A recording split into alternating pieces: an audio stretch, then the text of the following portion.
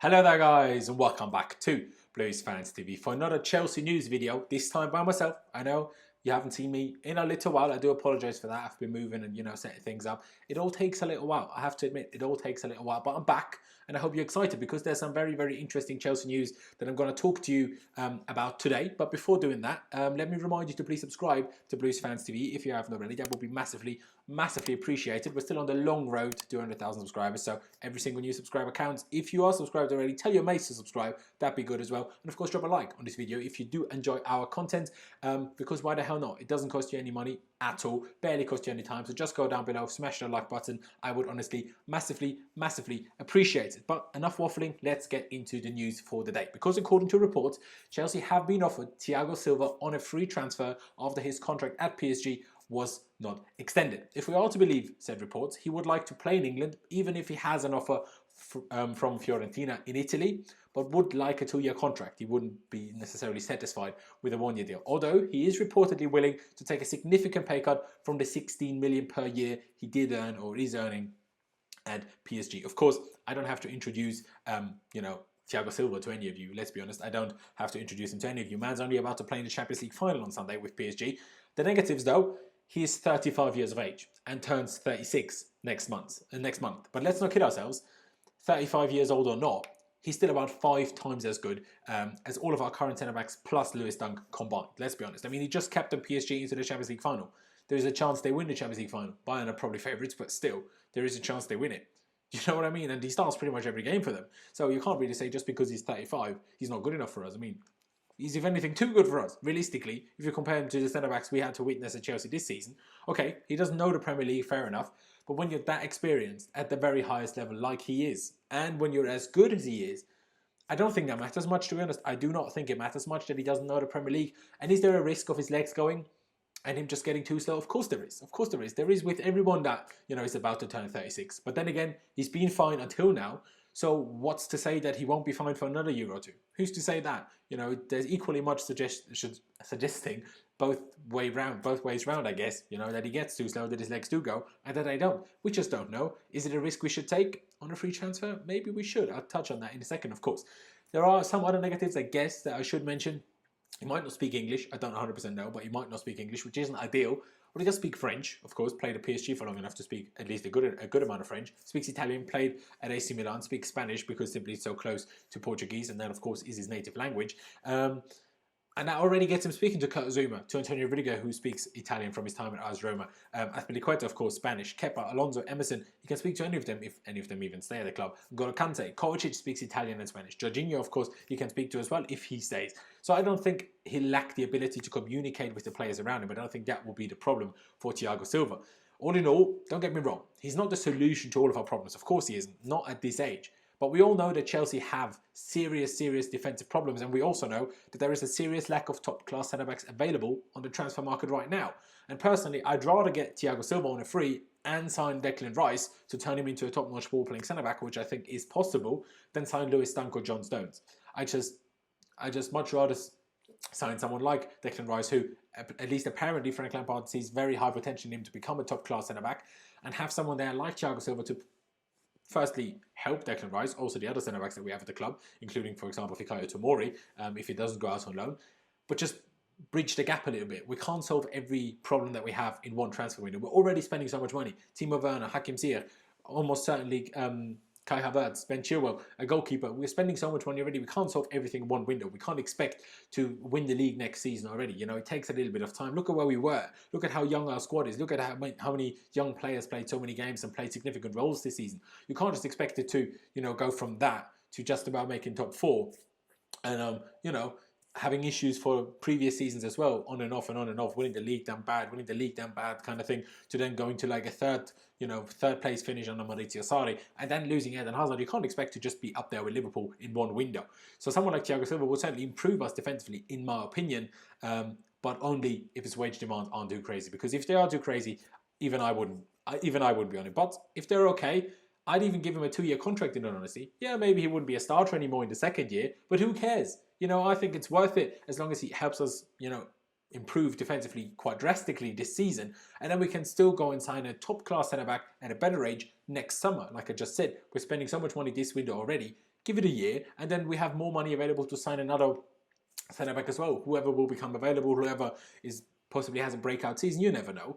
But also, I mean, we gave David Luiz a 2-year contract when he was 32 years of age. Thiago Silva, even at 3, almost 4 years older, is still miles better than David Luiz. Let's be honest now. So if we gave it to David Luiz, I think why shouldn't we give it to Thiago Silva as well? The 2-year contract I'm talking about. Although, Jose Gimenez from Atletico Madrid, the Uruguayan centre back, of course, who's definitely at a better age, has almost brought himself into the conversation with Chelsea by saying that he always wanted to play with Lampard and for Chelsea because he was a huge fan growing up. So if we can make that one happen, I certainly wouldn't be against it either. But unlike Thiago Silva, Gimenez certainly wouldn't be a free transfer. So for me personally, if we can get Thiago Silva on a free transfer on a 2-year deal on acceptable wages, do it. In my opinion, do it. I think we'd be silly not to. I personally believe we'd be very, very silly not to. But that's enough about Thiago Silva. And now let's get talking about Kai Havertz. Of course, we've kept you up to date along the way when it comes to the Kai Havertz saga. And I will admit, it has dragged on for a while now. You know, of course, the first big news about this came out, what, in June? Maybe even May? Definitely before football was back. And now we're, you know, nearing the end of August and it's still not done. But it's a huge deal. And he will be our record signing, our new record signing. He will be the most expensive German player of all time. These huge deals just take time. They just do take time. But there are some positives. You know, there have been positive reports by very reliable sources these last couple of days. Now, first of all, it has been said that negotiations between Chelsea and Bayer Leverkusen are advancing at a promising pace, including the Germans actually lowering their asking price of 100 million to 95 million, while Chelsea upped their bid from 80 million to 85 million. Of course, these numbers are all already including add-ons and bonuses. We definitely won't be paying that much upfront for Kai Havertz, a bit like for Eden Hazard. You know, we got, for example, 15 million for Real Madrid winning the league. It will be performance-based clauses, it will be and bonuses, it will be like number of games bonuses, and some of it will possibly be in installments. You never know. I doubt that one. It will just be bonuses, and that's kind of what we have to, you know, eke out, I guess, in negotiations with Bayer Leverkusen. And Kai himself has actually even pretty much handed in a second transfer request with them, by reportedly at least telling the Leverkusen bosses to please get a deal with Chelsea done quickly because he wants to start training at Chelsea as soon as possible. And you know, if that's not what you want to hear from a huge player and a player as talented as Kai Havertz, I don't know what else you'd like to hear really. It has also been said that Bayer Leverkusen want the deal done by the end of August and not sell their best player in September when the Bundesliga season has already kicked off. Of course, the transfer window is open until October this year, and that is only understandable, really, from their point of view as well. Some reports suggested we had 10 days to get that deal done. Those reports came out 2 days ago. And like I said, others just claimed till the end of the month, so there is no official, you know, detail how long we've got left, but it will get done. Guys, don't you worry, Chelsea will sign Kai Havertz. Trust Marina Granovskaya, just trust her, she will get it done. She will get it done. You know, some people might think he's too expensive, but let's just get it done. We need him. Let's be honest. We need a player like him. We really, really do. And lastly, for today's video, this morning the Premier League fixtures for the 2020-2021 season have been announced. You know, finally they've been announced. Of course, you can go check them out in, you know, full detail yourself. But to mention the most important ones, because I'm not going to mention every single, you know, all 38 match days, am I? But to mention the most important ones, Chelsea start with Brighton away on the Monday.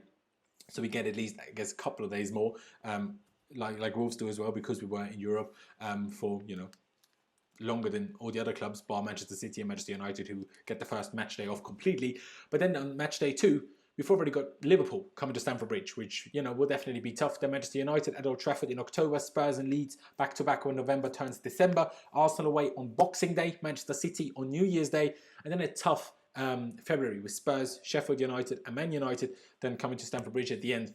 A reasonable April though, actually, which, you know, is ideal because April is when it really heats up if we're still in a fight for top 4, or I guess in theory for the championship. April is a very important month in that sense. But we also have a very tough May, and May this season will be longer than usually because, of course, the league starts later, but it won't go into June because obviously the Euros still start then.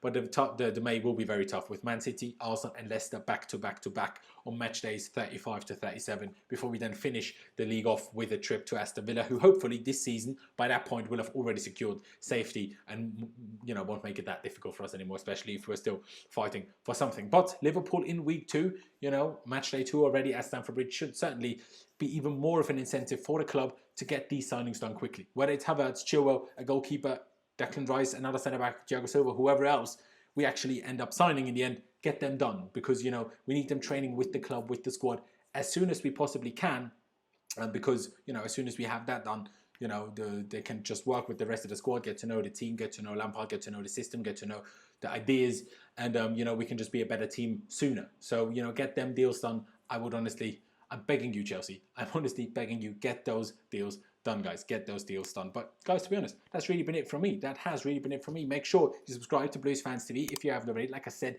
in the very, very beginning, drop a like on this video if you enjoyed it.